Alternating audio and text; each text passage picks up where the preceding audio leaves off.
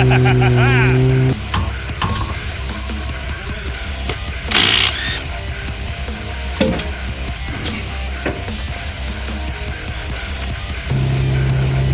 blackout.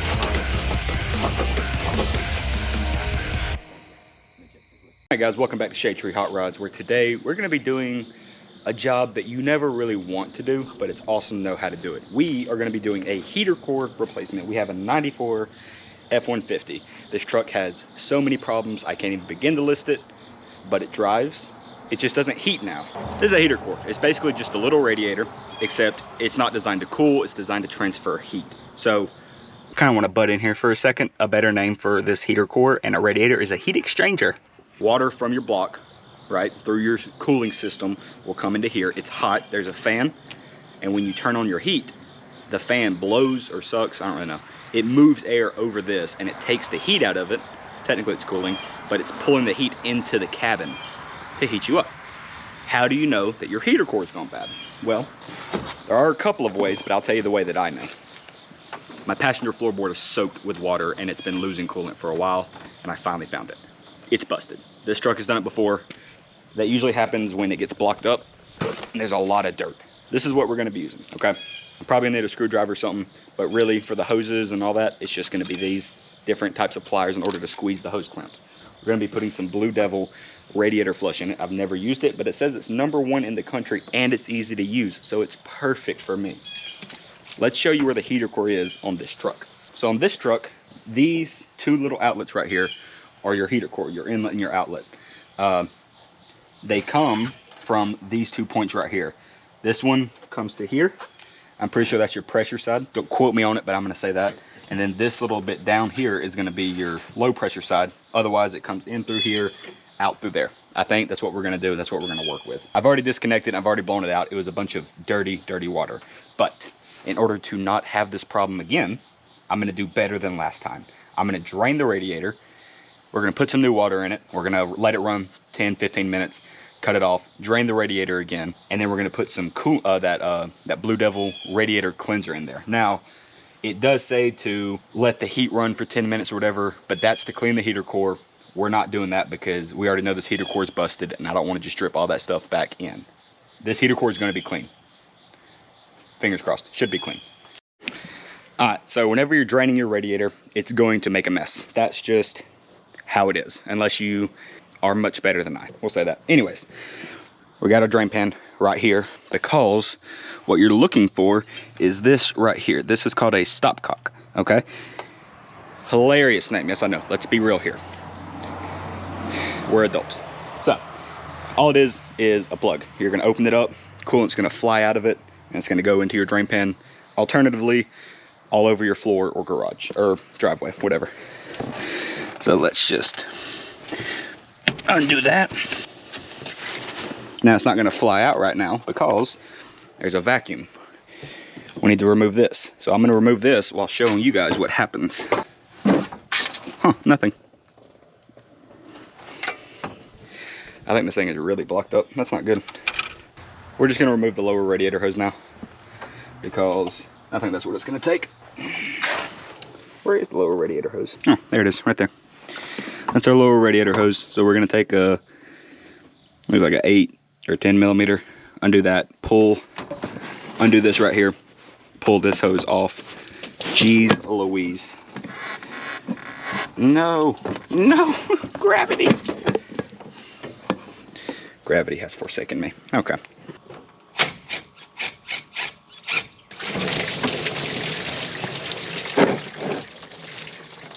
Well, that was the best we could do. But we are draining. Now, this coolant is very dirty and brown and not bueno. It's supposed to be colored, whatever color coolant you put in, typically green. But I'm pretty sure this is just water at this point because it's been leaking for so long.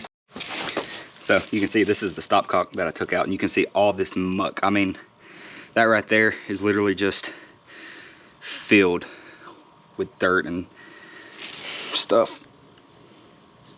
See? So, that is why, whatever, we're going to run this a little bit. Because all that muck that's in there, we want to loosen it up. We want to get it out because this radiator is full of it. But also the block is probably full of it. That's why we're not just going to immediately throw the radiator cleaner in there, because I'm going to try to get as much of it out as I can and then flush that out. So we're going to do water, radiator cleaner, and then we're going to do another cycle of water, and then we're going to fill it with coolant. So my hose don't reach too well, so I'm kind of just going to have to pull it and aim it. You know what? I got a better way. The question now is, well, hey, couldn't you have just pulled the truck closer?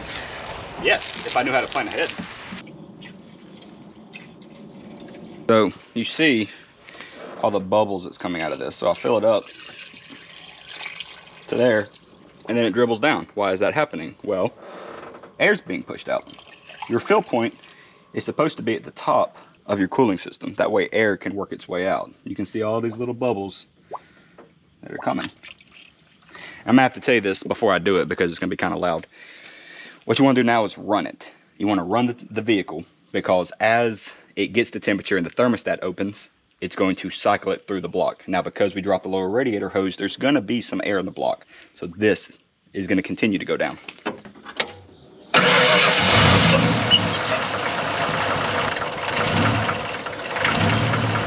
Come on, don't die on me. Yep. Alright, so you can see it's been running, thermostat's open. Now the level is lower. Add more water until you can't add no more. All those bubbles is air coming out. The water pushes the air out of the way because air is not bueno for cooling. But water has great thermodynamic properties. That's the word we're gonna use. All right, so engine is pretty much come to temp. You see, I mean, it's definitely still cold, but I don't think it's gonna get any more water because it's already sucked down another half quart or so, or half gallon or so.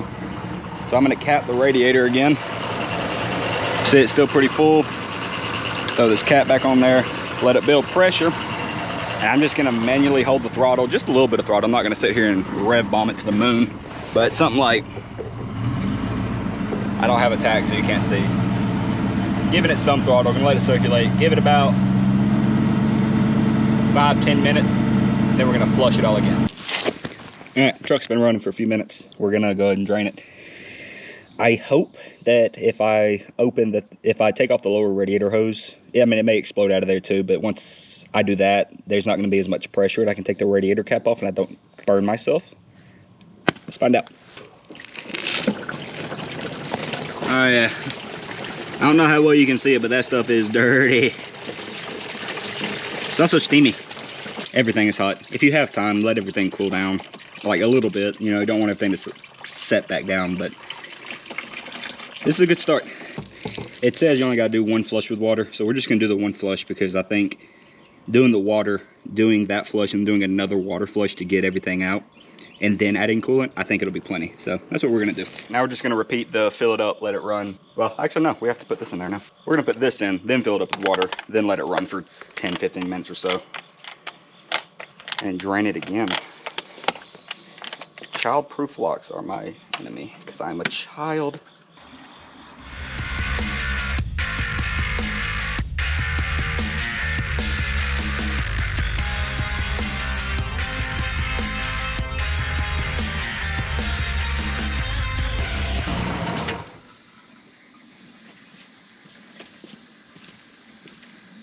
All right, same process.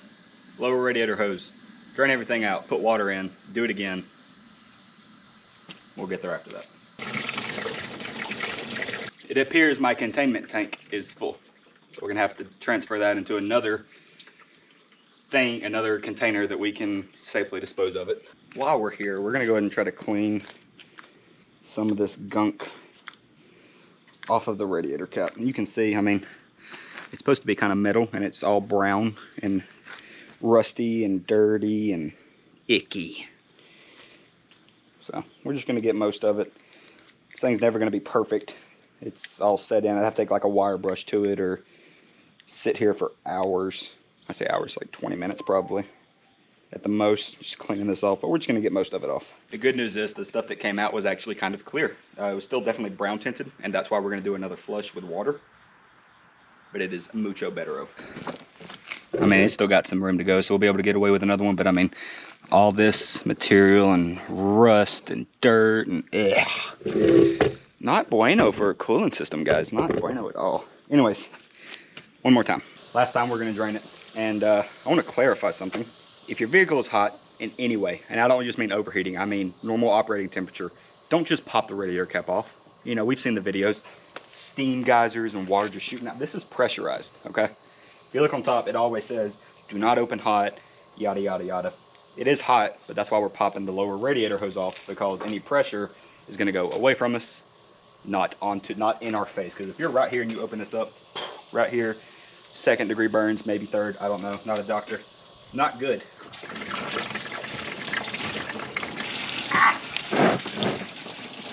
Like I said, you're gonna make a mess. The stuff that's coming out still has a little bit of muck in it. So much better. It's actually kind of transparent now, which is awesome. That's kind of what we were going for. But before we fill it back up, we got to change out the heat exchanger, because obviously there's going to be another line that we have to add, because I've just looped the cooling system to get the heater core out, so it's not just constantly dumping coolant and water, or at this point just water, into my floorboard. And so obviously my heater core already has the hoses disconnected, but I'm going to show you how to do it right here. We're going to take this side off. Just get in here with your pliers, squeeze it, pull that hose clamp back, wiggle your hose off, and that's how you disconnect the hose. It's super simple, and that's going to feed to like right there. But we got to change it out first. Now, this particular truck, the heater core is under the passenger side dash, behind the glove compartment actually. So here is what we're going to do. The latch is broken. It's a thing. It's a Ford. Anyways, to get this off is super simple. You have 2 little clips.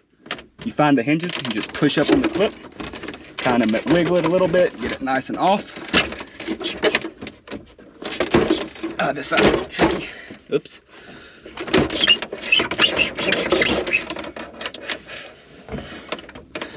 Push it up. Well, I just made him reset. That's nice.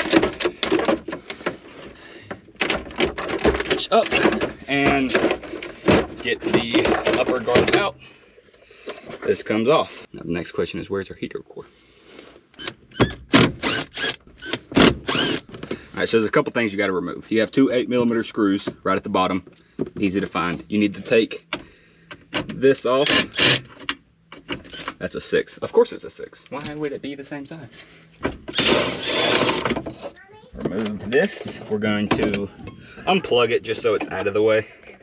Not very necessary, but as long as you remember where it goes. I'll be honest, I don't know what this is. But we're gonna keep it, because we'll probably need it. Anyways, so there's a couple more 8s that you're gonna need an extension to get to. Your blend door cable is right here. Your blend door is what allows you to change, you know, your vent status right there. And we wanna keep that working, so pretty sure you gotta pull down right here really hard, and then pull this out. Wait, can I just pop it out of its holder? You can. I broke it, but I got it out. All right. Oh, there's another 8mm back there, hiding from me.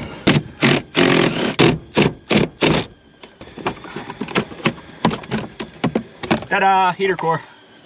All right, so this part's not that bad. Just kind of got to get it out.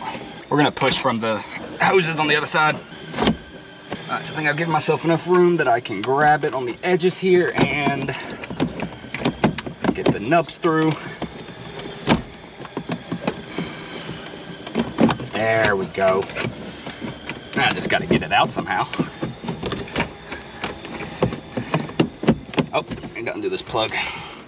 This little plug right here is kind of in the way. Pull that out of the way. And boom.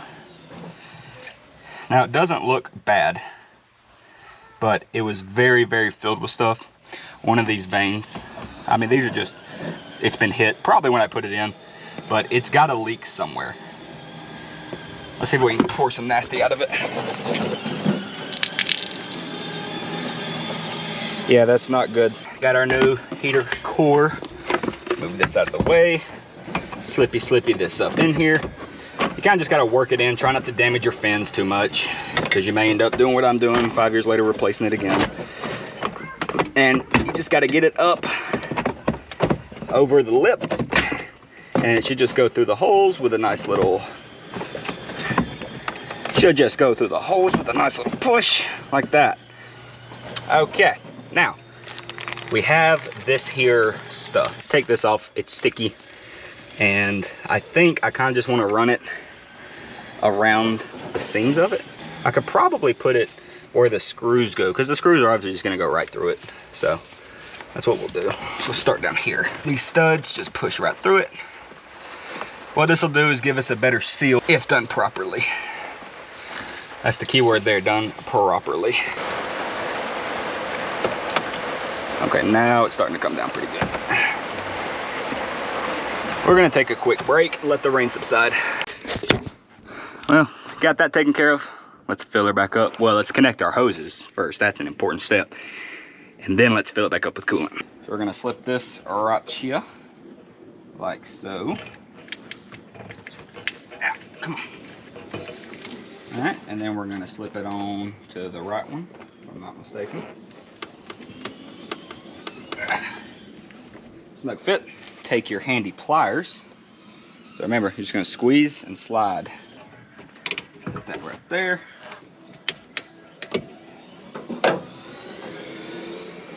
And this one's already connected, so we just gotta give her a little push here as well.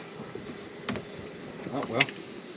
So, made a little mistake. The clamp is now where the hose needs to be, so just give it a little rotation. Make sure you orient them pretty well to make your life easier. A way to make that easier to put on any kind of hoses is if you just lubricate it and use some spit. That way it'll slide on there nice and easy, but not necessary for this. Drain the radiator, you gotta put coolant back in there. This is, oh man, I bought the wrong kind. I thought I bought concentrate. This is pre-diluted. Don't buy pre-diluted, pay attention. You buy the concentrate because it's just pure. I'm literally paying for water. This is 50-50, where's it say it? Pre-diluted 50-50. I just paid for water, which is dumb because I gotta add water back to it. We all make mistakes, pay attention. We know I don't pay attention. I am pretty upset I bought pre-diluted because I was gonna say the same thing, but like, you know, always buy concentrate if you're refilling it. And here I am buying 50-50. It's not bad, you're just paying more money because, I mean, it's half the amount of coolant, you know what I'm saying? Whatever.